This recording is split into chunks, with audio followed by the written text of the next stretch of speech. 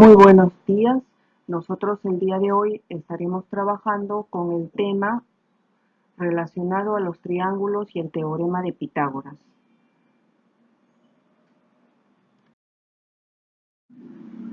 En este caso, recordemos que un triángulo está determinado por tres segmentos de recta a los que denominamos lado.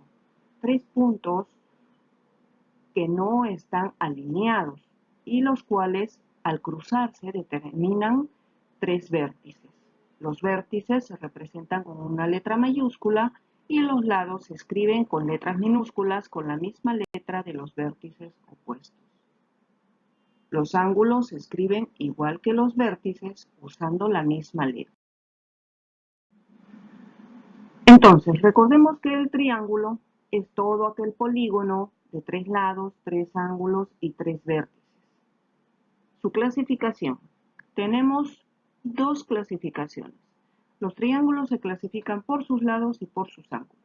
Por sus lados, nosotros podemos determinar tres clases de triángulos. El equilátero, que tiene tres lados iguales y que como tal también tiene tres ángulos iguales. Si nosotros queremos determinar el valor de cada uno de los ángulos internos de un triángulo equilátero, también tendría que ser este un triángulo equiángulo, es decir, 180 grados entre 3. El triángulo isósceles tiene dos lados iguales y el triángulo escaleno solo cuenta con tres lados diferentes. Por lo tanto, sus tres ángulos también son distintos. En cuanto a la clasificación por los ángulos, tenemos el triángulo rectángulo, que es aquel triángulo con un ángulo recto, es decir, que mide 90 grados. Y es este el que da origen al teorema de Pitágoras. Además, también tenemos triángulos acutángulos, que es aquel triángulo que tiene tres ángulos agudos, y el triángulo obtusángulo, que es el que tiene un ángulo obtuso. En un triángulo rectángulo, entonces, se tiene un ángulo recto. Este ángulo recto está formado por dos catetos que están formando un ángulo de 90 grados. Mientras que los otros dos ángulos también sumados dan 90 grados, es decir, se complementan. El lado opuesto al ángulo recto se denomina hipotenusa y es el lado más largo del triángulo. Ejemplos del uso de algunos de los triángulos rectángulos. Se presentan en la vida diaria muchos problemas que nosotros podemos resolver con el teorema de Pitágoras.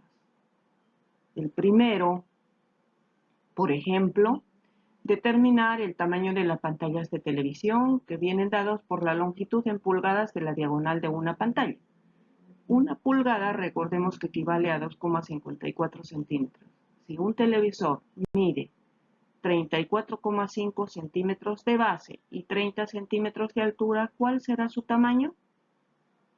Nosotros entonces determinaremos el valor de la hipotenusa conociendo el valor de cada uno de los catetos, que en este caso equivale a 34,5 y a 30 centímetros.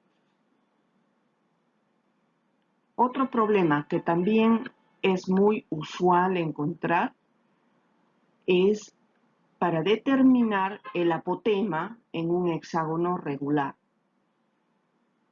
Por ejemplo, en este hexágono, la medida de cada uno de los lados es 6. Por lo tanto, se están inscribiendo triángulos equiláteros de medida de 6 por lado. Si nosotros queremos determinar el apotema, entonces la base mediría 6, pero la altura correspondiente a este apotema o a este lado de la base vendría a ser justamente una perpendicular en el punto medio de la base y se determina un triángulo rectángulo. En este caso entonces conoceríamos nosotros el cateto de valor 3 y la hipotenusa de valor 6. El apotema vendría a ser el valor del otro cateto. ¿Qué es el teorema de Pitágoras? El teorema de Pitágoras establece que en un triángulo rectángulo, el cuadrado de la hipotenusa es igual a la suma de los cuadrados de los catetos. Es decir, si un triángulo rectángulo tiene los catetos de longitudes A y B y la medida de la hipotenusa S, se establece entonces que la suma de A cuadrado más B cuadrado es igual al valor de C al cuadrado. Por ejemplo, encontrar el valor de la hipotenusa sabiendo que los catetos miden 40 y 9. En este triángulo nos están dando entonces el valor de los catetos y lo que debemos determinar es el valor de la hipotenusa. Para el triángulo, entonces nosotros haríamos el cuadrado de los catetos, 40 al cuadrado y 9 al cuadrado, que sumados dan 1681. Y el valor correspondiente a C vendría a estar dado por la raíz de 1681, que en este caso es 41. Otro de los problemas de la vida diaria también es el siguiente. Un faro de 16 metros de altura manda su luz a una distancia horizontal sobre el mar de 63 metros. ¿Cuál es la longitud en metros que recorrió la luz? En el caso anterior hemos resuelto el problema utilizando el método algebraico. En este caso también lo podemos desarrollar a través de un programa especial como es el GeoGebra. Y es un programa que nos permite experimentalmente determinar el valor de la hipotenusa en forma gráfica. Resolviendo en forma tradicional. Por ejemplo, tenemos el siguiente problema.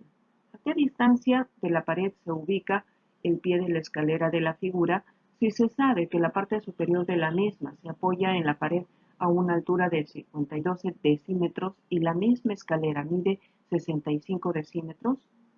Dar la respuesta en metros. En este caso, entonces, conoceríamos el valor de la hipotenusa, que es 65 decímetros al cuadrado, y que trasladándola al otro lado de la ecuación, entonces va a restarse del cateto conocido, que en este caso es 52 al cuadrado. La diferencia de ambos cuadrados es 1521. La raíz cuadrada, 39 decímetros, y por lo tanto la respuesta sería 3,9. También podemos determinar el valor de un ortocentro, es decir, de cubos o de prismas cuadrangulares o rectangulares, determinando primero la diagonal correspondiente a la base y luego esa diagonal haciéndola en formar un triángulo rectángulo con la altura. O en este caso, como observamos en este problema, lo estamos haciendo en forma directa, ya resolviendo en un solo procedimiento.